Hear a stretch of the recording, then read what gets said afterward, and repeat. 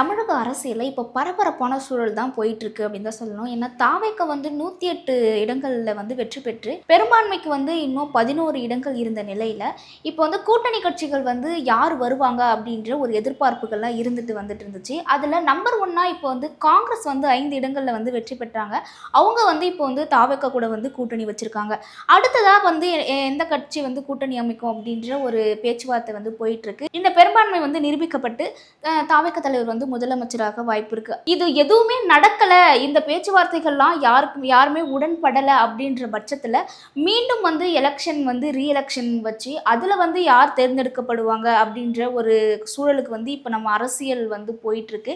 இதுல தாவேக்க தலைவர் விஜய் அவர்கள் என்ன செய்வாரு, எந்த நிலையில இந்த மாறுபாடுலாம் ஏற்படும் அப்படின்றது ஒரு மிகப்பெரிய ஒரு கேள்விக்குறியாகவே இருக்கு.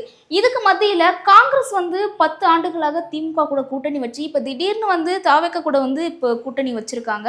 இந்த கூட்டணி எதற்காக வச்சிருக்காங்க அப்படின்ற ஒரு கொஸ்டின் எல்லாருக்குமே எழுப்பப்படும்.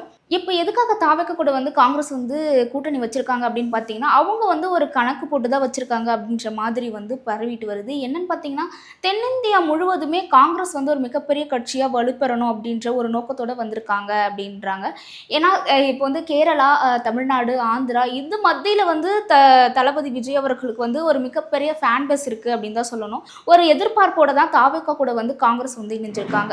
இந்த அரசியல் களம் இன்னும் எந்த மாதிரியான சூழ்நிலையில் போகும் அப்படின்றது ஒரு மிகப்பெரிய எதிர்பார்ப்பை நோக்கி காத்துட்டு இருக்கு. இப்ப இருக்கிற சூழ்நிலையில இந்த நிலைப்பாடு தான் இருக்கு. இப்ப தாவேக்க தலைவர் என்ன செய்வாரு அப்படின்றத ஒரு மிகப்பெரிய கொஸ்டினாவே வைக்கிறேன். தாவேக்க தலைவர் என்ன செய்வாரு அப்படின்றத கமெண்ட் பாக்ஸ்ல கமெண்ட் பண்ணுங்க.